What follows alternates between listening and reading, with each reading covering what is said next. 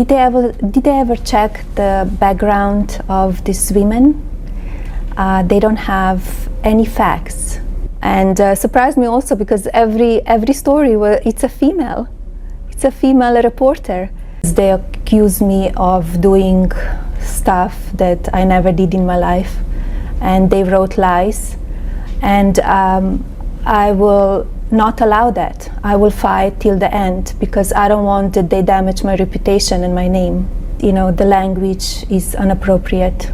It's not acceptable. But I just want to remind the viewers, his wife herself, a former nude model, got the Einstein visa to come over here, completely usurped the immigration system. What was her unique talent, I wonder, that she was able to get that? Furthermore, he's increasing these deportations because he's trying to be competitive with his predecessor, who I'm ashamed to say, Obama, who they called deporter-in-chief because he deported so many people. 430-something thousand, I believe, was the height of the year 2013. And can I just say really quickly, though, Stephen Miller, this entire immigration policy is the brainchild of Stephen Miller, a white nationalist, according to all the reporting, very documented reporting. He's a white nationalist, exactly. And that is the problem here. Ever since he was in high school, he is actually regurgitating people that were actually... I'm very strong, I'm very confident, and I live my life. I take care of myself and of our son and my husband. And I'm doing great. Did they ever check the background of these women? They don't have any facts, and surprised me also because every story it's a female reporter. I didn't expect media will be so dishonest and so mean. I didn't expect that. Also for me, from the beginning, I never had one correct story, one honest story. From New York Post, 2 days in a row, they put me on the cover with the pictures that I did many years ago as a model. I'm very proud I did those pictures. I'm not ashamed of my body. I feel very comfortable with myself and with my body.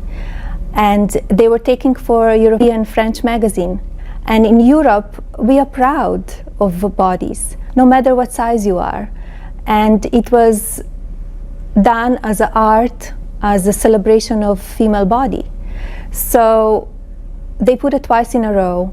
In that story, they put the date when pictures were taken wrong. They never called me when the pictures were taken, and suddenly it becomes, I'm here illegally, I was married before. I said, like, yeah, find me the husband that I was married before my husband. So there were a lot of dishonest stuff.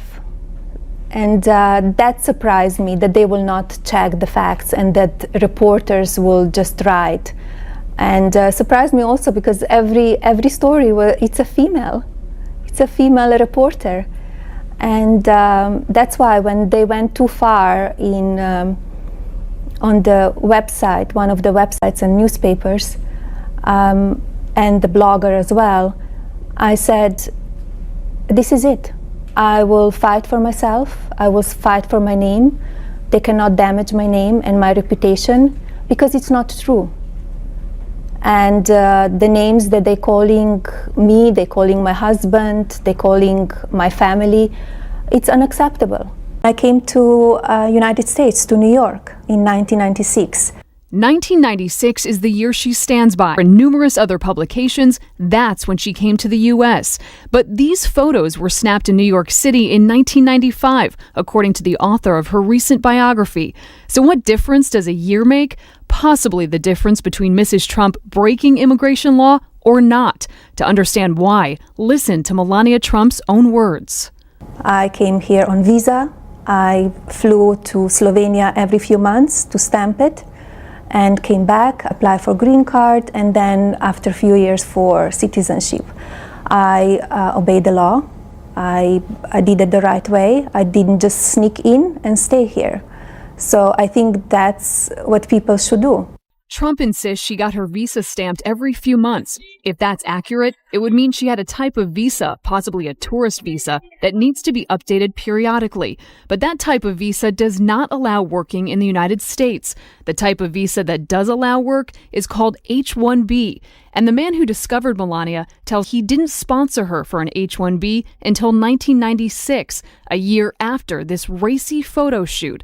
But there's a caveat. The photographer behind the camera at the shoot, Yar Ale de Bosville, says Melania was a young model waiting for a big break, so she didn't get paid, which would mean she didn't violate any immigration laws.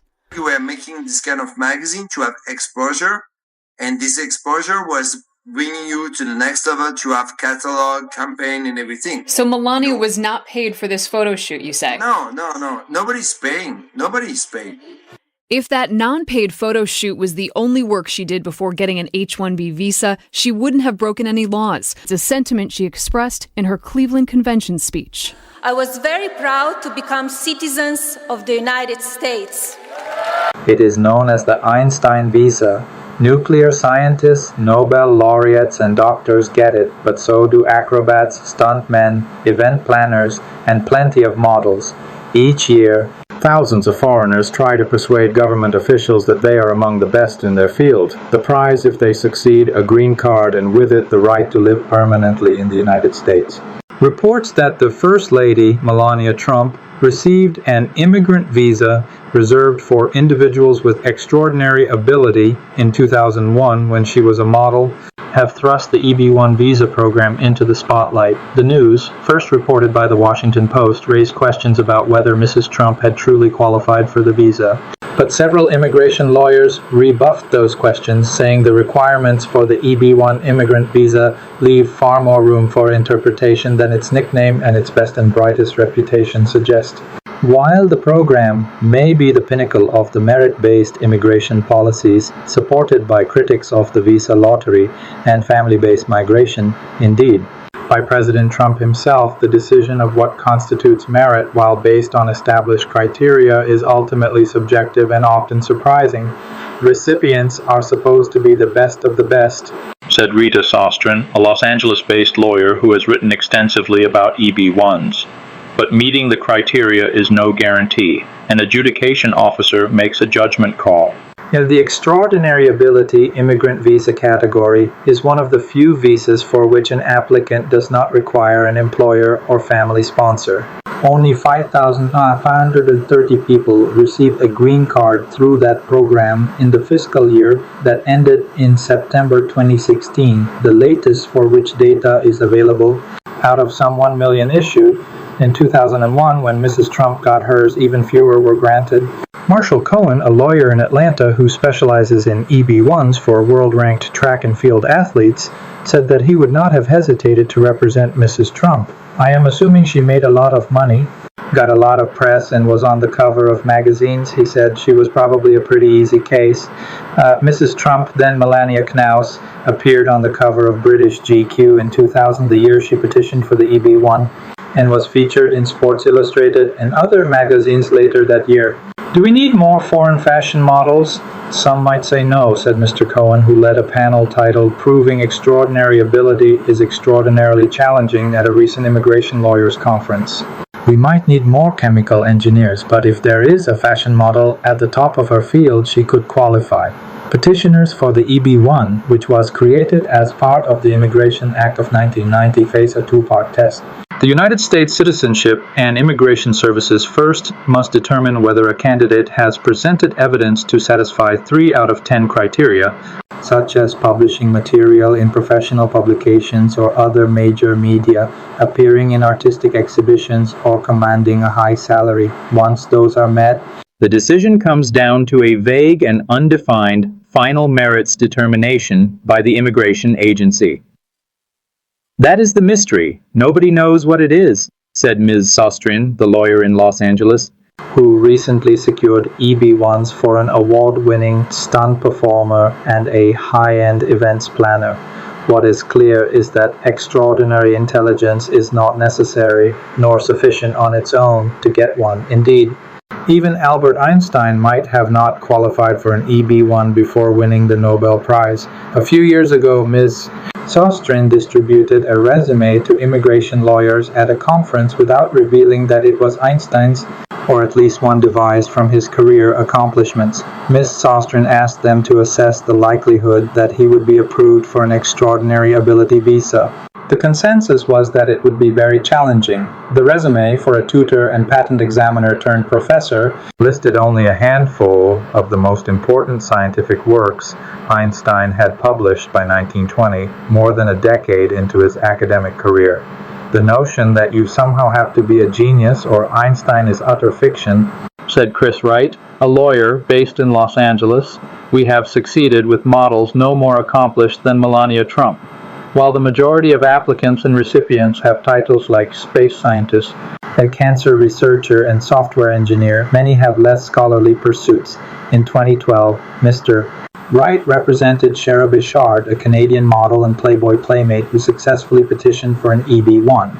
In her petition, Mr. Wright included scantily clad photographs of Ms. Bichard. When it's a glamorous model and pictures show cleavage rather than research, people assume there is something underhanded going on, said Mr. Wright, who said that he had also obtained the visas for a race car driver, a hairdresser, and a tennis player. For Glenn Boswell, a stunt performer and director used to jumping out of buildings and moving vehicles, getting the EB1 was a relative cakewalk. His lawyer filed a 439-page petition in 2016 detailing Mr. Boswell's achievements, which include credits in Unbroken, The Matrix, and The Hobbit, and he received approval within a week. I was really excited when it came, Mr. Boswell, 60, said in a phone interview from his native Australia. He had no idea he had joined an exclusive club. Daniel Riffner, 35, an acrobat for Cirque du Soleil in Las Vegas, compiled a dossier in 2009 about his 25-year career, packed with medals, pictures of his high-wire acts, and recommendations from coaches. Kinan Azmeh, 41, a Syrian clarinetist in Brooklyn who is a member of Yo-Yo Ma Silk Road Ensemble, applied in 2012. Both received green cards. Mr. Trump has championed an immigration overhaul that would replace the current family-based system, which he derides as chain migration, with one based on merit, emphasizing skill and educational level. His proposal would have made it impossible for the First Lady to sponsor her parents for a green card, which she did after obtaining permanent legal residency and becoming a citizen herself. Meanwhile, highly skilled people, whether scientists or entrepreneurs, often get turned down when they apply to work and live in the country. Especially under the Trump administration, immigration lawyers said USCIS has made a habit of making requests for further evidence before deciding the fate of an applicant. The lawyers also said that scholars and scientists have a tougher time winning approval than models, actors, and athletes. Elissa Taub, a lawyer in Memphis who secured the EB1 for the German gymnast, said that some of her denials burn me to this day, like that of a nuclear astrophysicist who had produced groundbreaking work at a national lab. Immigration officials said his title on the job was not senior enough to merit the EB1. We lost a great scientific mind due to this crazy decision, she said of the scholar, who returned to India. In another case, USCIS acknowledged that a Chinese researcher had fulfilled 3 criteria to qualify, but that scientists who have risen to the very top of the field have garnered citations numbered in the thousands, not in the hundreds, as he had shown. He was denied. Despite ample documentation and detailed letters from world-renowned experts supporting the petition of a molecular oncologist who studies drug-resistant cancer, USCIS, questioned whether her scholarship was significant. After her lawyer submitted further evidence, she was approved. These are people we should be rolling out the red carpet for, said David Soloway, the lawyer who handled the case. Most people would readily say that it makes sense for someone who is extraordinarily skilled in the sciences to be admitted to this country, Soloway added. But in modeling, really? That's all for today. Thank you. If you want Global News to keep you up to date on any new developments, please subscribe our channel and forward our content with your friends on social media and email. Thank you very much for keep supporting me. Stay safe, be blessed. Namaste. Thank you, God bless you, and God bless America.